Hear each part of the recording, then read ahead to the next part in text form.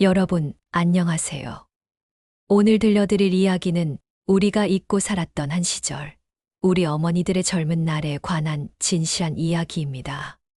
1960년 전쟁이 끝난 지 겨우 7년이 지난 대한민국.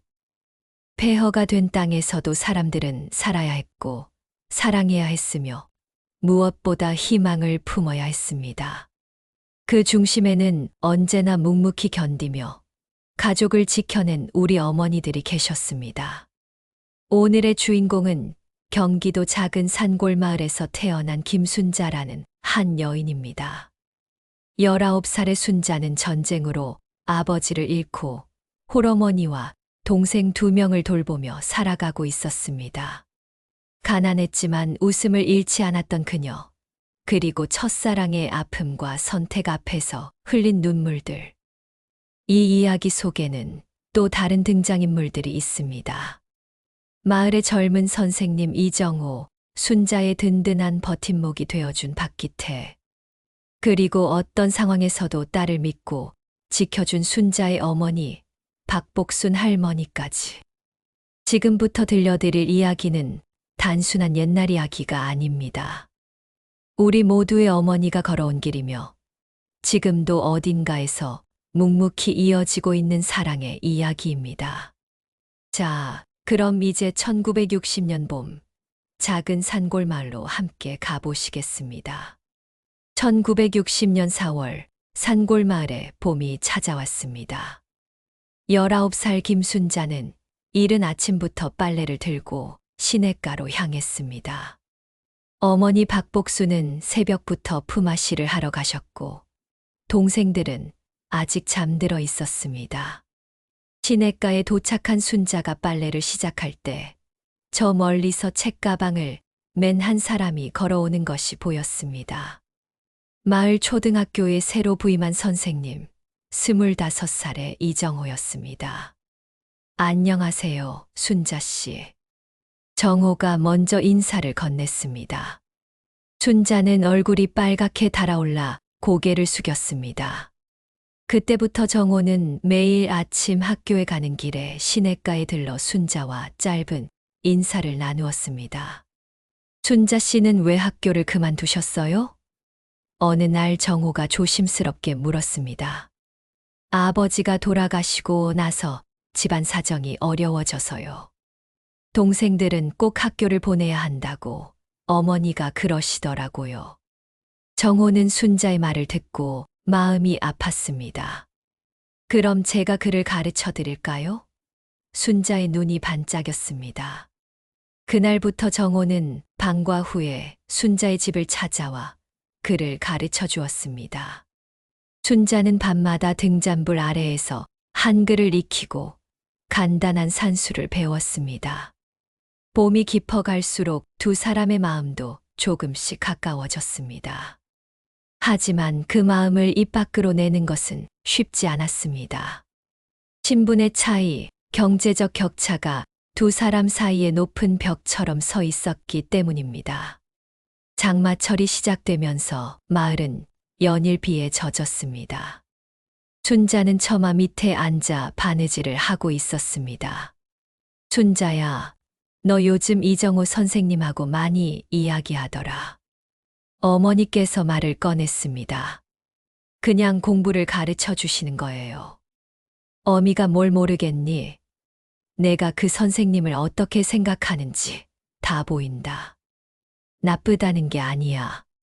하지만 순자야, 우리 형편을 생각해봐라. 그때 마당에서 정호의 목소리가 들렸습니다.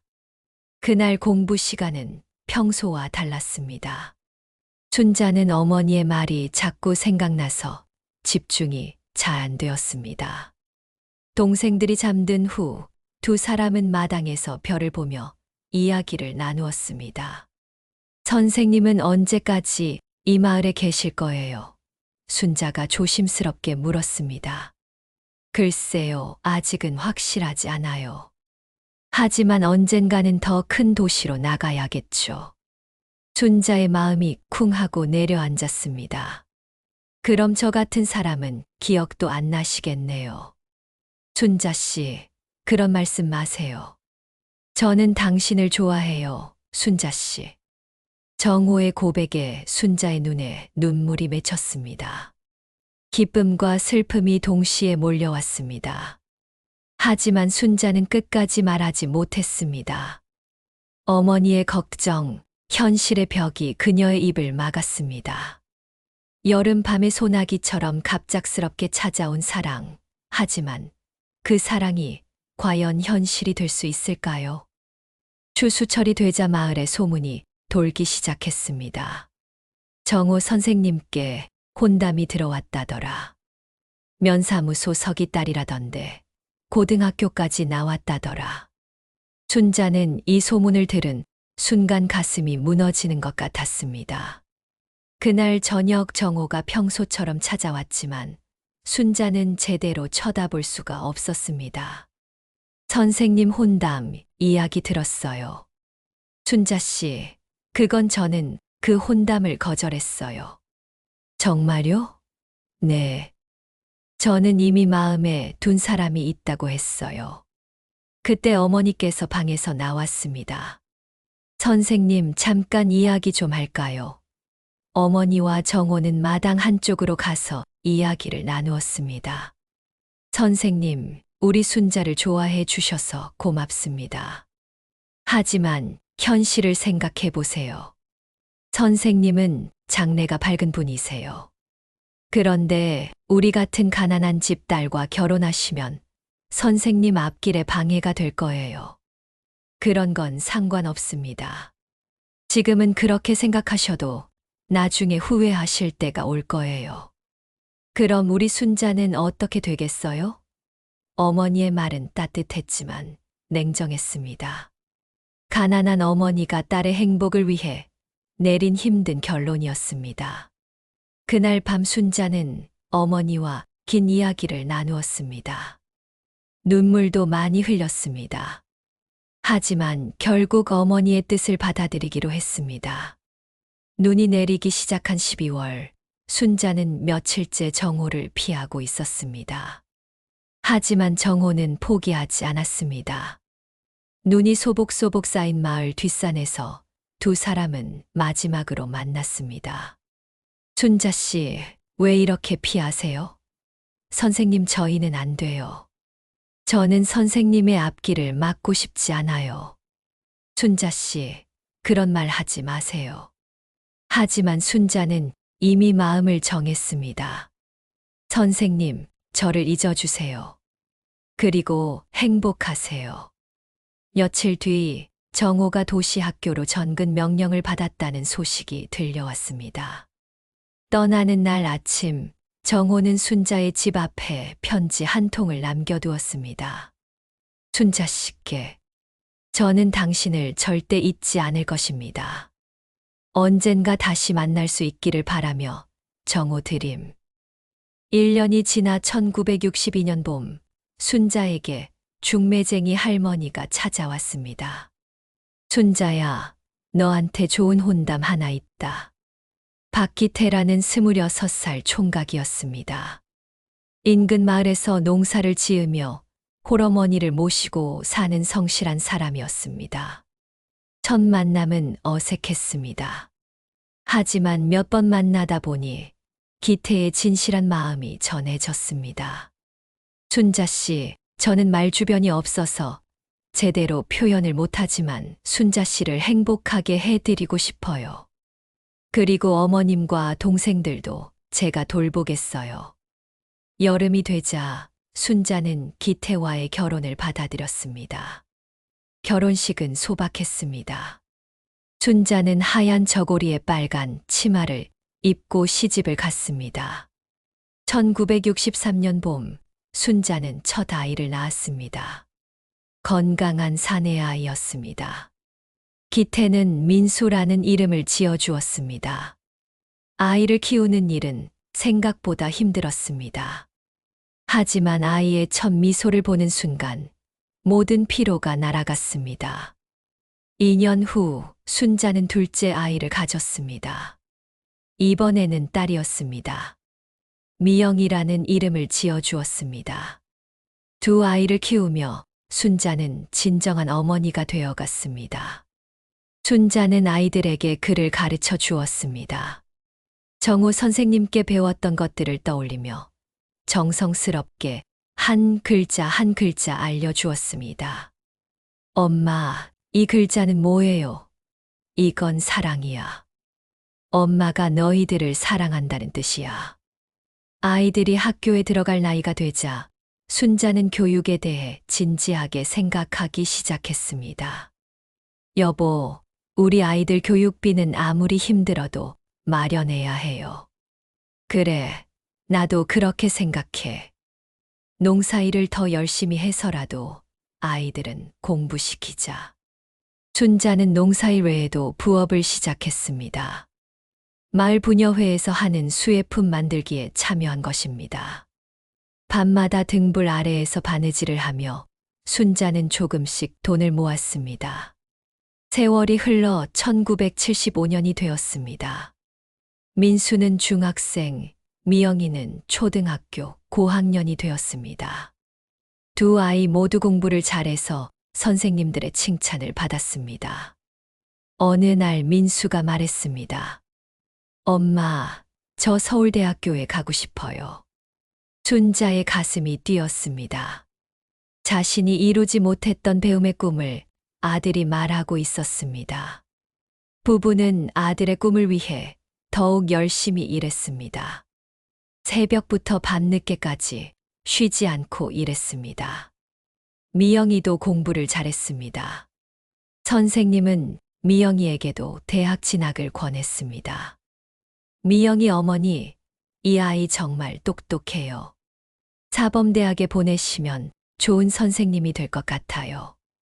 순자는 딸의 가능성을 듣고 가슴이 벅찼습니다. 우리가 못 배운 건 어쩔 수 없지만 아이들은 다르게 살게 해주고 싶어요. 1979년 드디어 기적이 일어났습니다.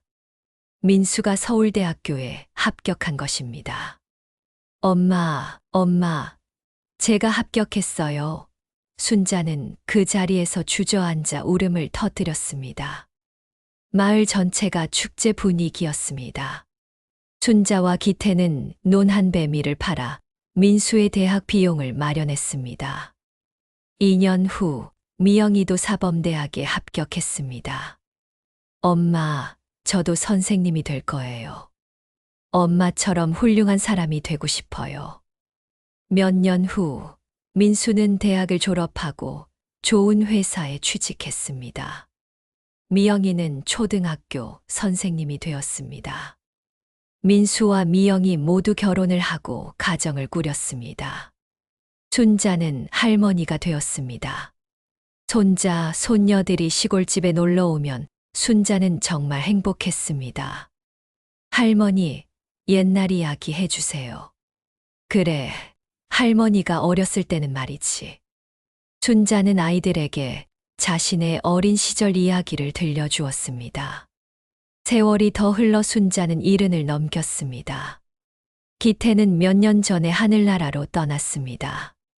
순자는 혼자서도 씩씩하게 살아갔습니다. 어느 날 놀라운 소식이 들려왔습니다. 정호 선생님이 마을을 찾아온다는 것이었습니다. 은퇴 후 전국의 옛 근무지를 돌아보고 있다고 했습니다. 만남은 마을회관에서 이루어졌습니다. 정호는 많이 늙었지만 여전히 온화한 미소를 지니고 있었습니다. 순자 씨 정말 오랜만이네요. 선생님 안녕하셨어요? 두 사람은 지난 세월 이야기를 나누었습니다. 순자 씨, 그때 제가 미안했어요. 선생님, 그런 말씀 마세요. 우리 모두 최선을 다해 산 거예요. 저도 가끔씩 생각했지만 후회는 안 해요. 제 인생도 행복했거든요. 그날 밤 순자는 오랜만에 일기를 썼습니다. 오늘 정호 선생님을 만났다. 반가웠지만 아프지는 않았다. 이제야 정말 모든 것을 받아들일 수 있게 된 것 같다. 나는 내 인생을 사랑한다. 힘들었지만 의미 있었고 아팠지만 아름다웠다. 남편의 기일을 맞아 온 가족이 모였습니다. 온 가족이 함께 식사를 했고 웃음소리가 집안을 가득 채웠습니다. 할머니 덕분에 우리가 이렇게 잘 살고 있어요. 그날 밤 혼자 남은 순자는 사진첩을 꺼내 보았습니다. 모든 사진 속에서 순자는 웃고 있었습니다. 내 인생은 정말 아름다웠구나. 순자는 창밖을 바라봤습니다. 별들이 반짝이고 있었습니다. 어디선가 바람에 실려온 아리랑 가락이 들리는 것 같았습니다. 순자는 작은 목소리로 따라 불렀습니다. 아리랑, 아리랑, 아라리요. 아리랑 고개로 넘어간다. 그 노래 속에는 한 여인의 긴 인생이 담겨 있었습니다. 사랑과 이별, 고난과 극복, 희생과 보람이 모두 어우러진 아름다운 인생 이야기였습니다. 여러분, 지금까지 1960년대를 살아온 한 어머니의 이야기를 들려드렸습니다. 김순자, 그녀는 특별한 사람이 아니었습니다. 그 시대를 살아간 평범한 여성 중 한 명이었습니다. 하지만 그 평범함 속에 얼마나 많은 사랑과 희생이 숨어 있었는지를 우리는 보았습니다. 오늘 이 이야기를 들으시는 모든 분들께 말씀드리고 싶습니다. 여러분의 어머니도 할머니도 모두 이런 분들이셨습니다. 말없이 견디고 사랑하고 희생하며 우리를 키워주신 분들이셨습니다. 혹시 어머니가 살아계시다면 오늘 꼭 안부를 여쭈어 보세요. 그리고 이미 하늘나라로 가신 어머니를 그리워하는 분들이라면 잠시 눈을 감고 그분을 떠올려 보세요. 우리 모두의 마음 속에는 영원히 살아계시는 어머니가 있습니다. 그분들의 사랑 덕분에 오늘의 우리가 있습니다. 감사합니다. 끝까지 함께 해주셔서 고맙습니다.